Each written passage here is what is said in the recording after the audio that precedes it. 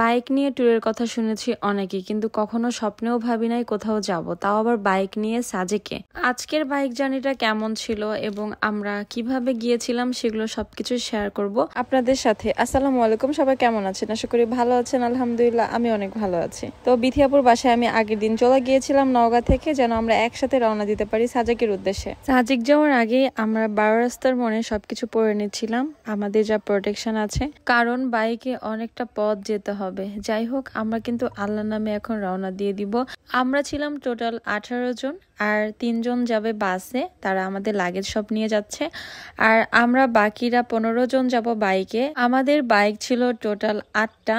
সব থেকে বেশি ইন্টারেস্টিং ব্যাপার হচ্ছে এখানে একটা লেডি বাইকারও আছে, আর সে সিঙ্গেলি ড্রাইভ করে এত দূর যাবে। আমরা কিন্তু কিছুক্ষণ পরপরই ব্রেক দিচ্ছিলাম, আমরা যেহেতু সবাই একসাথে যাচ্ছি, সো একটু করে ব্রেক দিলে, একটু করে দাঁড়ালে, হাঁটলে ভালো লাগবে। সিরাজগঞ্জে যে আমরা পরোটা আর সবজি খেয়েছি, ডিম সাথে ছিল, তার আগেই কিন্তু আমরা একবার ব্রেক দিয়েছিলাম। 2বার ব্রেক দেওয়ার পরে আমরা যমুনা সেতু পেলাম, আর যমুনা সেতু পাওয়া মানে কিন্তু ঢাকা পৌঁছে যাওয়া। ঢাকাতে আমরা কোথাও ব্রেক দিইনি আর কোথাও স্টেও করিনি। আমরা সরাসরি ঢাকা থেকে চলে গিয়েছিলাম কুমিল্লাতে মিয়ামি রেস্টুরেন্টে, যেখানকার খিচুড়ি অনেক বেশি বিখ্যাত, আর সেটাই আমরা অর্ডার করেছি। কিন্তু খিচুড়িটা কেমন জানি মজা ছিল না, এবং তাদের ব্যবহারও খুবই বেশি বাজে ছিল। আমার একটা ব্যাড এক্সপিরিয়েন্স হলো। ভোর থেকে হয়ে গেল সকাল, আর সকালবেলা উঠেই একটা ফ্রেশ আবহাওয়া আমরা পাচ্ছিলাম, কারণ এখন এমন একটা সময়, না শীত না গরম, সকালবেলার ওয়েদারটা থাকে একদম শীতের সকালের মতো।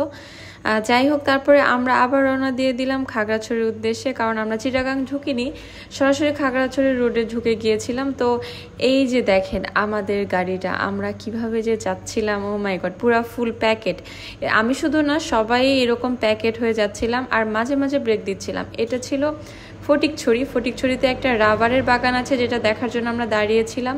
মানে বাইক নিয়ে যাওয়ার সুবিধাই হচ্ছে আপনার যেখানে ভালো লাগবে আপনি সেখানে দাঁড়িয়ে যেতে পারবেন।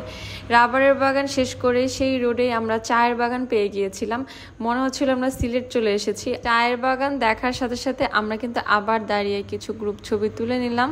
এরপর আমরা খাগড়াছড়ি ক্রস করে সাজেকের রোডে ঢুকে গিয়েছিলাম, আর সাজেকের রোডে ঢোকার কিছুক্ষণ পরেই কিন্তু একটা আর্মি চেকপোস্ট হয়, যেখানে তারা অনেক বেশি সিকিউরিটি দিয়ে আমাদের সাজেক পর্যন্ত নিয়ে যায়। আর সেটার জন্য আমরা ওয়েট করছিলাম যে আমাদের সবাইকে একটা পাস দেয়, সেই পাস টিকিটের জন্য আমরা ওয়েট করছিলাম কিছুক্ষণ। তো এখানে আবার আড্ডা গল্প করার পরে এত বেশি টায়ার্ড যে আমরা কেউ কেউ এখানে বসে থেকেই ঘুমিয়ে পড়ছিলাম। আমাদের মধ্যে মনে হয় সবার এরকম হয়েছে, যারা গাড়ি চালাচ্ছিল তাদেরও এমন হয়েছে, অনেক সময় ঘুমে একদম চোখ বন্ধ হয়ে আসছিল। আবার আমরা যারা পিছনে বসেছিলাম তাদেরও সেমই অবস্থা। যাই হোক, এই 27 ঘন্টা জার্নি করার পরে যখন আমরা এই পাহাড়ের সুন্দর ভিউ দেখছিলাম, তখন মনে হচ্ছিল যে 27 ঘন্টার জার্নি আমাদের কাছে কিছুই নয়। চোখটা মনে হয় জুড়াই গেল। সাজেকের এই উঁচু নিচু পাহাড় যখন আমরা জয় করছিলাম, মাঝখানে আমাদের ক্ষুধা পেয়ে গিয়েছিল, তার জন্য আমরা এই পাহাড়ি ফ্রুটসগুলো খাচ্ছিলাম, যেখানে ছিল আমড়া, জামরুল, এরপরে ছিল পেঁপে, অনেক রকমেরই ফল আমরা খেয়েছি এখানে। এরপর আমরা আবার আমাদের গন্তব্যে রওনা দিয়ে দিলাম। আসলে 27 ঘন্টা তো আর এমনি এমনি হয়নি, অনেক অনেক জার্নি করার পর। আপনাদের মনে হয় আমি বুঝাইতে পারছি না এই ছোট্ট একটা ভিডিওর মধ্যে যে আমাদের কতটা কষ্ট হয়েছে, কতটা মজা লেগেছে, কতটা ভয়াবহ ছিল এই পথ। আর আমার কাছে মনে হয়েছে এটা একটা অ্যাডভেঞ্চার ট্যুর ছিল, যেখানে ভয় ছিল, আনন্দ ছিল, মজা ছিল, সবকিছু মিলিয়ে আসলে আমরা হাঁটিনি, কিন্তু এটা one kind of trekking tour হয়েছে। আমার মনে আছে বান্দরবনে 2018 সালে একটা ট্রেকিং ট্রিপ করেছিলাম আমি, যেখানে ছিল অনেক বেশি অ্যাডভেঞ্চার, অনেক কষ্ট, সবকিছু মিলিয়ে আসলে ওই ট্যুরটা ছিল, আর যেটা আমি এখনো ভুলতে পারিনি। আর আমার মনে হয় এই ট্যুরটা আমি কখনো ভুলতে পারবো না। আসলে যেখানে কষ্ট লুকিয়ে আছে সেই জিনিসগুলো ভোলা যায় না। যাই হোক, এত বড় জার্নি করার পরে ফাইনালি আমি সাজেকে এসে আমার যে কি ভালো লাগছিল, আমার মনে হচ্ছিল যাক অ্যাট লাস্ট জার্নিটা শেষ হলো। আমরা পুরো রবট হয়ে গিয়েছিলাম, আমাদের হাত পা পুরো অবশ হয়ে গিয়েছিল। অনেক কষ্টের পরে, অনেক সাধনার পরে আমরা এখানে এসেছি, খুবই ভালো লাগছিল। সানসেটের ঠিক আগ মুহূর্তে পৌঁছেছিলাম, এখনো পর্যন্ত রিসোর্টে উঠতে পারিনি। কংলাক পাহাড়ের মায়াবতী রিসোর্টে আমাদের বুকিং ছিল, যেখানে আসার পরে আমাদের ওয়েলকাম ড্রিঙ্কস দিয়ে দিয়েছে। দেখেন সবাই আমরা ওয়েলকাম ড্রিঙ্কস খাচ্ছিলাম। আর এই হলো আমাদের রুম। আমি দুইটা রুমই দেখাচ্ছি, দুইটা রুম দুই রকম টাইপের।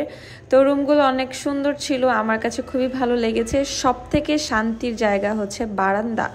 মানে বারান্দাতে যখন আমি গেলাম আমার মনে হচ্ছিল যে প্রকৃতি যেন নিঃসৌন্দর্যে নিজেকে সাজিয়েছে। এক কথায় আমার অনেক বেশি শান্তি লাগছিল। আর একটু আগে আসলে হয়তো বা সানসেট পেতাম। লম্বা একটা জার্নি দেওয়ার পরে মনে হচ্ছিল একটু রিল্যাক্স করা দরকার। আর সেই জন্যই আমরা সবাই সবার বারান্দা থেকে ভিউটা দেখার পরেই কিন্তু শাওয়ার নিতে চলে গিয়েছিলাম। শাওয়ার নিয়ে আমরা চলে গিয়েছিলাম খেতে। আর রাতের খাবার হিসেবে আমরা খেলাম হাঁসের মাংস, সবজি, আলু ভর্তা, ডাল আর ছিল শুটকি ভর্তা। খেয়ে দিয়ে আমরা সবাই ঘুম দিব। কালকের ভিডিও নিয়ে আবার দেখা হচ্ছে আপনাদের সাথে। সেই পর্যন্ত সবাই ভালো থাকেন, সুস্থ থাকেন। আল্লাহ হাফেজ।